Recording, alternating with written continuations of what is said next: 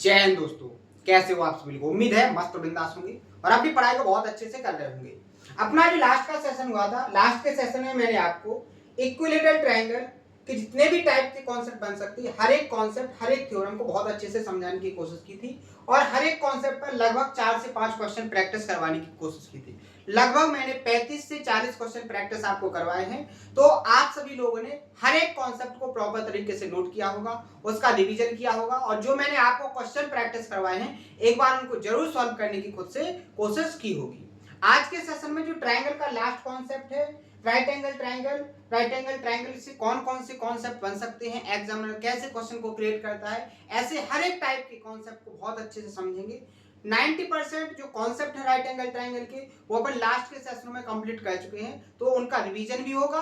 और जो नए कॉन्सेप्ट हैं 10%, जिनसे एक मेंस लेवल में जो मिसलेनियस कॉन्सेप्ट बनके एग्जाम में क्वेश्चन को क्रिएट किया जाता है, उन क्वेश्चनों के कॉन्सेप्टों की बहुत अच्छे से प्रॉपर तरीके से प्रूफ को समझेंगे, उनके डायग्राम को समझेंगे, उनके कॉन्सेप्ट को समझेंगे और उन पर जो एग्जाम में क्वेश्चन आए हुए हैं उन क्वेश्चनों की बहुत अच्छे से प्रैक्टिस करेंगे। तो अगर कोई नया स्टूडेंट है तो उससे गुजारिश करेंगे कि वो लास्ट के हर एक सेशन को कंप्लीट कर ले, ठीक है, क्योंकि आपको जो कॉन्सेप्ट है आप वो थोड़े एडवांस लेवल के कॉन्सेप्ट होने वाले हैं और आपको अगर बेसिक बहुत अच्छे से आएगा तभी आप आगे के जो एडवांस लेवल के कॉन्सेप्ट हैं उनको बहुत अच्छे से समझ पाओगे और अपने माइंड के अंदर सेट कर पाओगे, ठीक है। तो बहुत शानदार तरीके से मैं आपको पढ़ाने वाला हूं, हर एक कॉन्सेप्ट में आपको बहुत जबरदस्त तरीके से पढ़ा रहा हूं। कोई भी ना कॉन्सेप्ट ना थ्योरम, चाहे वो छोटी हो या बड़ी हो, एग्जाम में आने की पॉसिबिलिटी अगर 0% से थोड़ी 0.1% भी है तो हर एक तरीके से मैं उसको प्रैक्टिस करवा रहा हूं आपको, हर एक कॉन्सेप्ट, ठीक है। और प्री और मेंस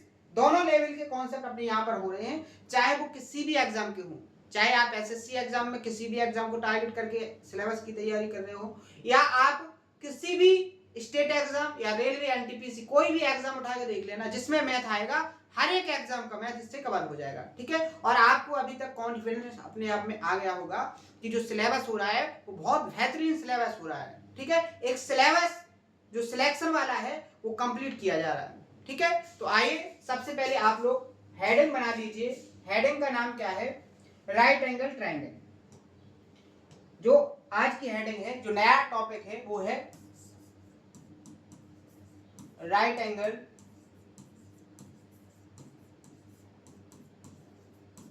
ट्रायंगल। क्या हो जाएगा? राइट एंगल ट्रायंगल, ठीक है। प्रॉपर तरीके से समझना है आपको उसको, ठीक है। हिंदी में लिखोगे तो लिख लोगे क्या? समकोण त्रिभुज।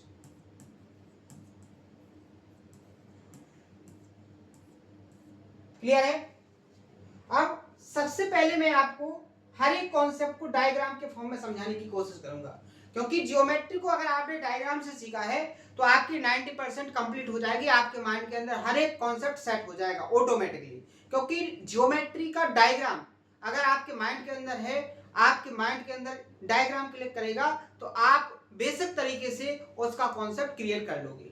लेकिन अगर कॉन्सेप्ट आता है, आपको उसका डायग्राम नहीं आता है, तो आपको बहुत ज्यादा कठिनाई होगी उस कॉन्सेप्ट को याद करने में, ठीक है। तो सबसे पहले आपको मैं कॉन्सेप्ट डायग्राम के फॉर्म में समझाऊंगा, उसके बाद उसका प्रूफ और फाइनल कॉन्सेप्ट का रिवीजन भी करवाऊंगा, ठीक है। क्लियर है? तो राइट एंगल ट्रायंगल सभी लोग समझ गए होंगे कि राइट एंगल ट्रायंगल बेसिकली है क्या, क्योंकि अपने राइट एंगल ट्रायंगल से रिलेटेड बहुत सारे कॉन्सेप्ट हो चुके हैं और राइट एंगल ट्रायंगल से बहुत सारे क्वेश्चनों की भी प्रैक्टिस कर चुके हैं। ट्रायंगल का कॉन्सेप्ट जब स्टार्ट किया था तो उसमें भी मैंने आपको राइट एंगल ट्रायंगल बताया था। उसके बाद जब ट्रायंगल के सेंटर्स मैंने डिस्कस किए थे, 4 सेंटर्स मैं आपको कंप्लीट करवा चुका हूं, इन सेंटर, सरकम सेंटर, ऑर्थो सेंटर और सेंट्रॉइड। चारों में मैंने स्पेशल ट्रायंगल करके तीन ट्रायंगलों को डिस्कस किया है और उन तीनों ट्रायंगलों से जो कॉन्सेप्ट बन सकते हैं बेसिक से मैक्सिमम लेवल तक हर एक कॉन्सेप्ट को कंप्लीट करवाया है। तो अब यहाँ पर केवल अपना रिवीजन होगा और जो 10% कॉन्सेप्ट हैं, जो मिसलेनियस कॉन्सेप्ट हैं, उनको अपन बहुत अच्छे से सीखेंगे भी, ठीक है। तो शानदार सिलेबस होने वाला है अपना, बहुत मेहनत से आप लोग पढ़िएगा, ठीक है। यहाँ पर मैंने आपके सामने एक ट्रायंगल बनाया है। ट्रायंगल का नाम हो गया आपका, ये हो गया ए वर्टेक्स, ये हो गया आपका बी वर्टेक्स और ये हो गया सी वर्टेक्स। क्लियर है? यहाँ जो बी वर्टेक्स है इस पर 90 डिग्री का एंगल है। कितने डिग्री का एंगल है? 90 डिग्री का। तो आपका जो एबीसी ट्रायंगल हो गया वो क्या हो गया आपका? एक समकोण त्रिभुज। क्लियर है यहाँ तक? अब मान लीजिए आपका ये एंगल ए है, एक एक्यूट एंगल है थीटा, जो सी एंगल है वो कैसा है? Acute angle. अगर आपका ए वाला एंगल है तो आपके लिए क्या हो जाएगा? बीसी बेस, और ए भी क्या हो जाएगा आपका? परपेंडिकुलर, और आपका एसी क्या हो जाएगा यहाँ पर? हाइपोटेन्यूज। ध्यान से समझना, अगर आप एंगल एक्यूट एंगल इसको लेते तो आपका ये क्या बनता? बेस, और ये क्या बनता? परपेंडिकुलर। हाइपोटेन्यूज वही रहता। 90 डिग्री के सामने क्या होता है? हाइपोटेन्यूज, ये कभी चेंज नहीं होता है, लेकिन परपेंडिकुलर और बेस आपस में क्या होते रहते हैं? चेंज होते हैं। चेंज कैसे होते हैं? एंगल के फॉर्म में। आप जो एंगल लोगे उसके अनुसार आपके परपेंडिकुलर और बेस होंगे। अगर आपने ये एंगल लिया है तो इसके सामने वाला परपेंडिकुलर, और जहां पर ये एंगल बना है वो क्या हो जाएगा? आपका बेस। क्लियर है यहाँ तक? तो यहाँ पर सबसे पहला जो राइट एंगल ट्रायंगल का कॉन्सेप्ट बनता है वो बनता है पाइथागोरस प्रमेय। पाइथागोरस प्रमेय क्या कहती है? पाइथागोरस थ्योरम क्या कहती है कि जो कर्ण है, कर्ण का स्क्वायर, कर्ण अपना क्या है? H square. कर्ण हो जाएगा अपना क्या? हाइपोटेन्यूज क्या हो जाएगा यहाँ पर? H square. एच स्क्वायर की जो वैल्यू होगी वो बेस का स्क्वायर और परपेंडिकुलर के स्क्वायर के सम के बराबर होगी। क्या होगी? Base square plus perpendicular square के बराबर होगी। सबसे बेसिक कॉन्सेप्ट है राइट एंगल का, सबसे पहला कॉन्सेप्ट है। ठीक है, मैंने राइट एंगल की जो ट्रिपलेट्स हैं उनमें भी ये इस कॉन्सेप्ट को डिस्कस किया था कि जो राइट एंगल ट्रायंगल की जो ट्रिपलेट्स बनती हैं, जो ट्रायंगल की ट्रिपलेट्स बनती हैं, उनको आप कैसे फाइंड करोगे? तो सबसे बेसिक कॉन्सेप्ट इसी को यूज करके मैंने आपको सिखाया। क्लियर है यहाँ तक? अगर बात करेंगे यहां से बेस को फाइंड करने की, तो यहां पर बेस का जो फॉर्मूला बनेगा, बेस क्या हो जाएगा? अंडर रूट क्या हो जाएगा? H square minus P square. Clear है? अगर बात करेंगे यहां से परपेंडिकुलर निकालने की, तो परपेंडिकुलर की जो वैल्यू होगी वो क्या हो जाएगी? रूट क्या हो जाएगा? एच स्क्वायर माइनस बेस का स्क्वायर। क्लियर है यहाँ तक? किसी को कोई प्रॉब्लम यहाँ तक? बहुत आसान तरीके से मैं आपको समझाने की कोशिश करूंगा, हर एक की पॉइंट को मैं एक्सप्लेन करूंगा। ध्यान से समझना, हर एक कॉन्सेप्ट को आप ऑब्जर्व करना। आगे बढ़े। जैसे ही आप आगे बढ़ोगे तो आपको पता चलेगा कि मैंने जब आपको एक जो इंसेंटर पढ़ाया था, तो इंसेंटर में मैंने बताया था कि किसी ट्रायंगल के अंदर एक ऐसा सर्कल बनाया जा सकता है जो उस ट्रायंगल की तीनों साइड्स को अंदर से क्या करेगा? टच करेगा। देखो, राइट एंगल ट्रायंगल किसी भी शेप या साइज का हो, हर एक ट्रायंगल के लिए एक ऐसा सर्कल बनाना पॉसिबल है जो ट्रायंगल को क्या करेगा? ट्रायंगल की तीनों साइड्स को अंदर से टच करेगा। यहां देखा, ये इसको यहां पर टच कर रहा है, इस साइड को यहां पर टच कर रहा है, इस साइड को यहां पर टच कर रहा है। क्लियर है? तो इस सर्कल का जो सेंटर होगा वो यहां पर होगा कहीं पर। ये आपका क्या हो गया? सर्कल का सेंटर। बात करेंगे सर्कल के सेंटर से, सर्कल के सेंटर से उसकी परिधि तक की दूरी, अगर इस डिस्टेंस की बात करेंगे तो ये क्या हो जाएगी? इसकी रेडियस स्मॉल आर। बात करेंगे यहां से लेके यहां तक की डिस्टेंस, तो ये भी क्या हो जाएगी? आपकी रेडियस। और सरकमटेंस पर जो एंगल बनता है वो कितने डिग्री का बनता है? 90 डिग्री का। यहां पर जो एंगल बनेगा वो भी कितने डिग्री का बनेगा? 90 डिग्री का। क्लियर है?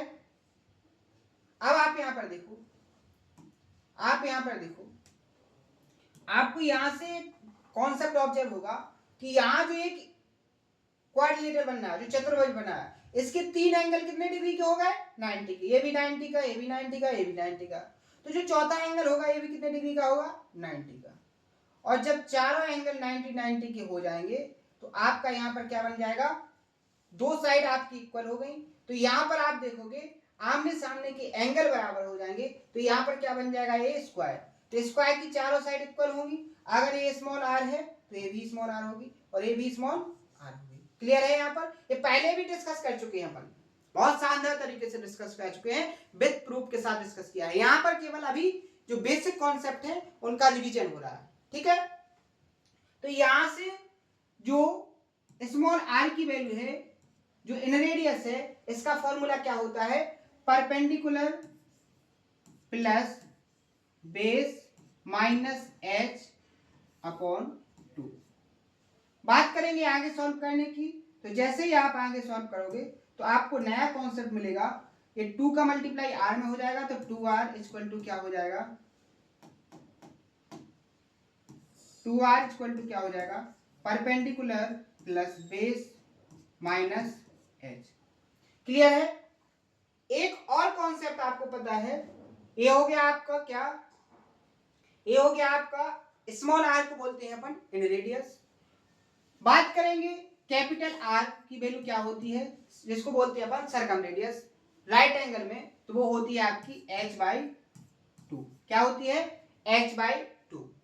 अब यहाँ पर ये जो कॉन्सेप्ट मैं आपको बता रहा हूं ये उसी को याद होंगे जिसने हर एक कॉन्सेप्ट में जो कॉन्सेप्ट बताए हैं उनको नोट किया था, फिर उसने उसका रिवीजन किया था, उसी को ये कॉन्सेप्ट समझ में आ रहे होंगे क्योंकि ये अब रिवीजन चल रहा है।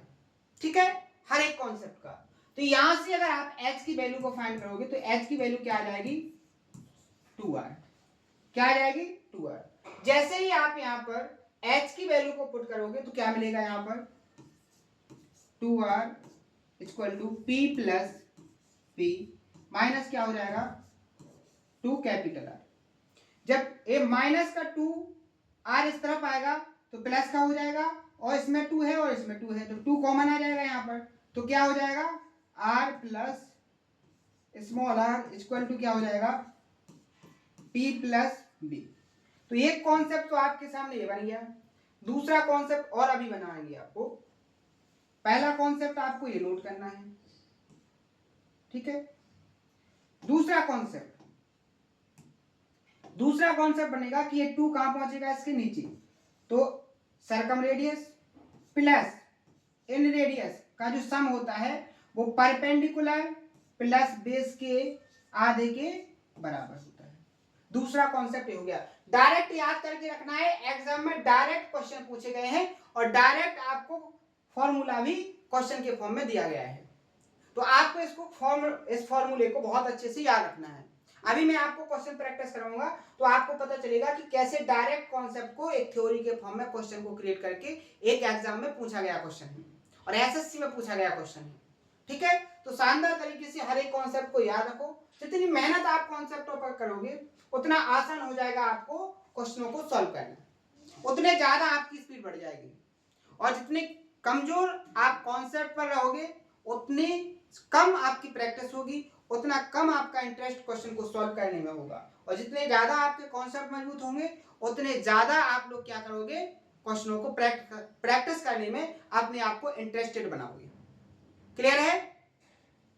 तो देखो अब नेक्स्ट कॉन्सेप्ट क्या बनेगा, यहां से आपका एक कॉन्सेप्ट बन गया यहां पर क्या, कि आपका सर्कम रेडियस का फॉर्मूला, इन रेडियस का फॉर्मूला क्या होता है राइट एंगल में, perpendicular base minus h/2। Circum radius का फॉर्मूला क्या होता है, r की वैल्यू h/2। दो कॉन्सेप्ट। तीसरा कॉन्सेप्ट क्या हो गया यहां पर कि सर्कम रेडियस और इन रेडियस का जो सम होता है वो राइट एंगल के परपेंडिकुलर और बेस के सम के आधे के बराबर होता है। ठीक है, तीन कॉन्सेप्ट। यहां पर आप देखो, यहां पर आपका क्या है, इन सेंटर। और मैंने आपको बताया था कि जहां पर राइट एंगल ट्रायंगल की दोनों साइड एक दूसरे को इंटरसेक्ट करती है वो पॉइंट आपका क्या होता है, ऑर्थो सेंटर। क्या होता है, ऑर्थो सेंटर, यानी कि H क्या होता है, ऑर्थो सेंटर। तो यहां पर ये जो OH बनेगा, OH डिस्टेंस, ये OH की जो डिस्टेंस है ये वाली, ये डिस्टेंस आपकी क्या होगी, √2r। क्या होगी, √2r। तो यहां पर आप नोट करोगे, क्या नोट करोगे कि यहां पर ये जो ऑर्थो सेंटर और इन सेंटर, ऑर्थो सेंटर और इन सेंटर की जो बीच की दूरी होती है वो क्या होती है, √2r। r क्या है यहां पर, इन सर्कल की इन रेडियस क्या है, अंतः त्रिज्या। r यहां पर क्या है, अंतः त्रिज्या। तो दूसरा कॉन्सेप्ट आपका ये बन गया। क्लियर है यहां तक। किसी को कोई दिक्कत, कोई प्रॉब्लम? तो यहाँ पर आपको क्या क्या समझ में आ गया कि बेसिक जो कॉन्सेप्ट है, सबसे पहले तो आपको ये समझ में आ गया कि परपेंडिकुलर क्या होगा, बेस आपका क्या होगा और हाइपोटेन्यूस क्या होगा। उसके बाद जो पाइथागोरन थ्योरम है वो क्या है, कर्ण के स्क्वायर का जो वैल्यू होती है वो क्या होती है, आधार का स्क्वायर प्लस क्या होता है, लंब के स्क्वायर के सम के बराबर होती है। यहां से आप हाइपोटेन्यूस को भी निकाल सकते हो, बेस को भी निकाल सकते हो और परपेंडिकुलर को भी निकाल सकते हो। क्लियर है यहाँ पर? इसके बाद आप सीख गए हो यहाँ पर क्या, इन रेडियस को निकालना। पहले भी सीख चुके हो, क्वेश्चन में प्रैक्टिस कर चुके हो। इसके बाद आपने एक बहुत ही इंपॉर्टेंट जो नया कॉन्सेप्ट सीखा है, ये आपका नया कॉन्सेप्ट है और इंपॉर्टेंट कॉन्सेप्ट है। ये नया कॉन्सेप्ट है और इंपॉर्टेंट कॉन्सेप्ट है कि जो सर्कम रेडियस होती है और इन रेडियस होती है, इन दोनों का जो सम होता है राइट एंगल के परपेंडिकुलर प्लस बेस के सम के आधे के बराबर होती है। क्लियर है? क्लियर है? यहां पर किसी को कोई प्रॉब्लम? नेक्स्ट जो कॉन्सेप्ट बताया है मैंने सर्कम रेडियस को फाइंड करने का, वो क्या होता है, h/2। अब ये h/2 कैसे होता है, इसका प्रूफ आपको जब मैंने आपको सर्कम रेडियस पढ़ाई थी तब आप उस सेशन में देखना, विद प्रूफ के साथ मैंने आपको समझाया था। ठीक है, बहुत सारे क्वेश्चन भी प्रैक्टिस करवाए थे। इसके बाद ऑर्थो सेंटर और सर्कम सेंटर, ऑर्थो सेंटर और चूंकि इन सेंटर, ऑर्थो सेंटर और इन सेंटर, आपको मैंने इन सेंटर को आई से डिनोट करके बताया है, यहाँ कंफ्यूजन ना हो तो इसको आई से कर लो। ठीक है, तो यहां पर क्या हो जाएगा आपका, ओ की प्लेस पर आप क्या कर लो, यहां पर आई एच, अब आपको कंफ्यूजन नहीं होगी। ठीक है, क्लियर है, कंप्लीट यहां तक? अब आप देखो कि इस पर कैसे क्वेश्चन पूछे गए एग्जाम में। देखो बहुत ही शानदार तरीके से, बस आपको बेसिक लॉजिक लगानी है, आपकी बस थोड़ी मेंटलिटी सही होनी चाहिए। आप इस क्वेश्चन को बिना किसी कॉन्सेप्ट के, अभी आपको जो कॉन्सेप्ट बताया वो ना भी बताते तब भी आप इसको सॉल्व कर लेते। यहां पर देखो, यहां पर बोला गया है in the figure angle D equal to 90 degree. जो एंगल डी है, ये जो एंगल है ये 90 डिग्री का है। कितने डिग्री का है, 90 डिग्री का। क्लियर है? आगे देखो, ए बी की जो लेंथ है वो 16 सेंटीमीटर है, बीसी की लेंथ 12 सेंटीमीटर है एंड सीए की जो लेंथ है वो 6 सेंटीमीटर है। जो सी है वो 6 सेंटीमीटर है। देन सीडी इज, सीडी की जो लेंथ है मान लीजिए एक्स है, आपको इस एक्स की वैल्यू को फाइंड करना है। समझे क्वेश्चन में क्या बोला? तो देखो आपको तुरंत हिंट मिल गई होगी क्या, कि यहां पर आपकी दो राइट एंगल बन रही, क्या बन रहे, दो राइट एंगल बन रहे, ए डी सी और दूसरा ए डी बी। तो इस दोनों में आपका क्या मिल रहा है, दोनों में आपको ए डी कॉमन मिल रही। क्या मिल रही है, ए डी कॉमन मिल रही। तो यहां से आप देखोगे कि ए डी की दोनों ट्रायंगलों में जो वैल्यू होगी, जो लेंथ होगी, वो कैसे होनी चाहिए, इक्वल होनी चाहिए। तो यहां से अगर आप AD की वैल्यू निकालोगे छोटे वाले राइट एंगल ट्रायंगल में ADC में, तो क्या हो जाएगा, ये हाइपोटेन्यूस का स्क्वायर माइनस क्या होगा, h स्क्वायर। तो यहां पर देखो क्या हो जाएगा, 6 का square minus x square equal to, बड़े वाले राइट एंगल ट्रायंगल में देखो क्या हो जाएगा, AD की वैल्यू क्या होगी, 16 का स्क्वायर माइनस क्या हो जाएगा, x प्लस 12 का होल स्क्वायर, x प्लस 12 का होल स्क्वायर। क्लियर है? यहां तक किसी को कोई प्रॉब्लम तो नहीं है? आगे सॉल्व करें।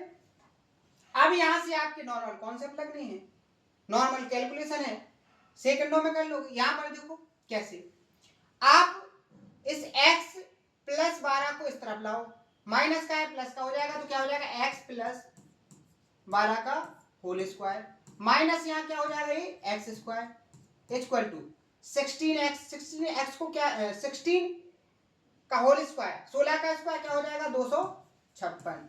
ये 6 का स्क्वायर इस तरफ जाएगा तो माइनस का क्या हो जाएगा, 36। क्लियर है? यहाँ पर आप यहाँ देखो, ये ए की वैल्यू, ए बी की वैल्यू, ए स्क्वायर माइनस बी स्क्वायर, एक बार प्लस में एक बार माइनस में, तो x प्लस 12 माइनस एक्स करोगे तो क्या बचेगा आपका यहाँ पर, 12 into x plus 12 plus x क्या हो जाएगा, 2x प्लस 12। क्लियर है? इक्वल टू यहां पर क्या बचेगा, 0 2 और 2 220। क्लियर है?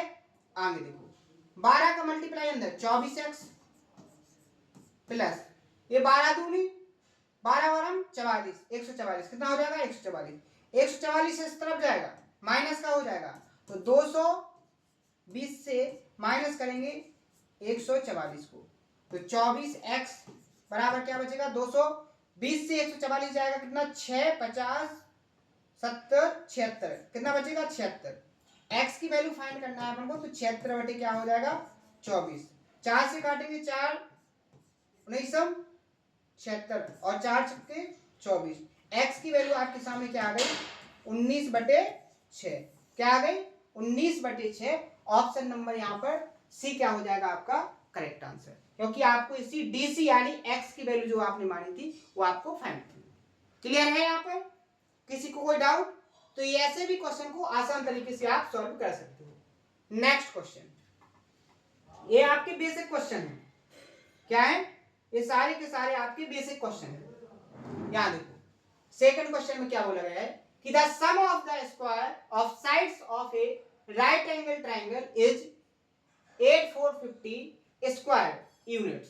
उसने बोला है कि जो स्क्वायर है जो आपकी साइड है राइट एंगल की उनका जो सम दिया गया है उनके स्क्वायर का जो सम दिया गया है वो कितना है आपका 8450।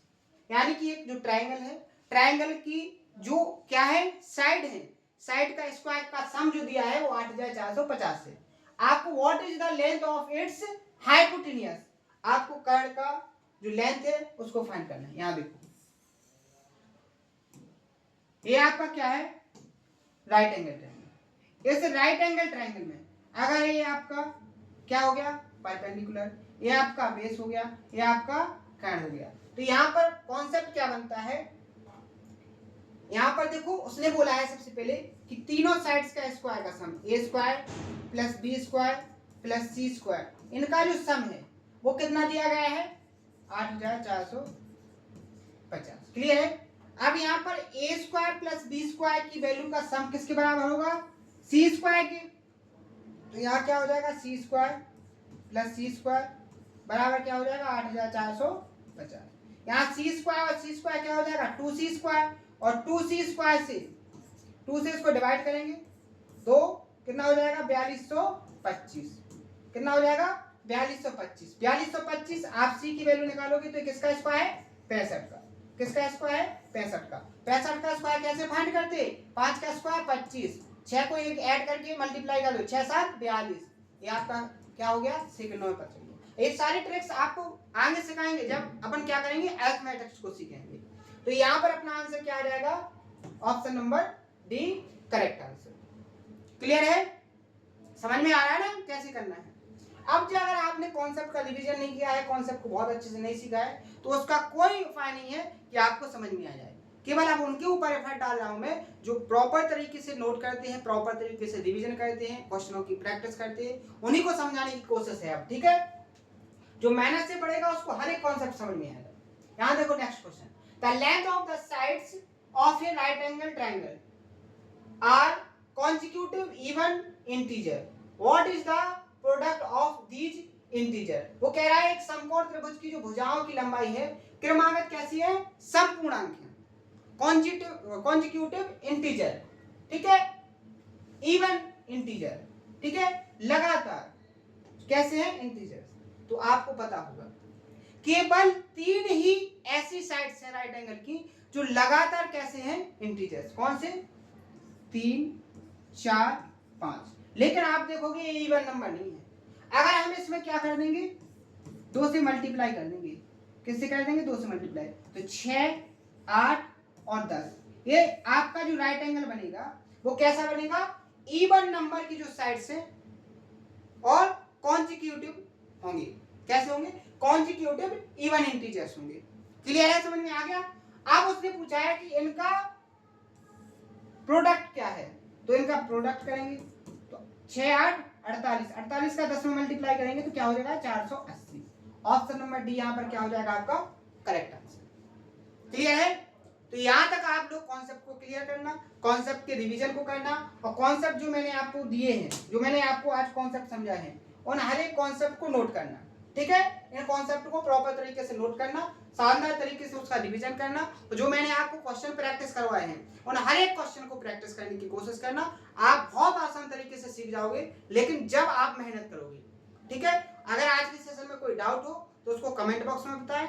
हर एक सेशन के हर एक डाउट को प्रॉपर तरीके से मैं सॉल्व करवाने की कोशिश कर रहा हूं कि आपको कोई डाउट रहे ही ना।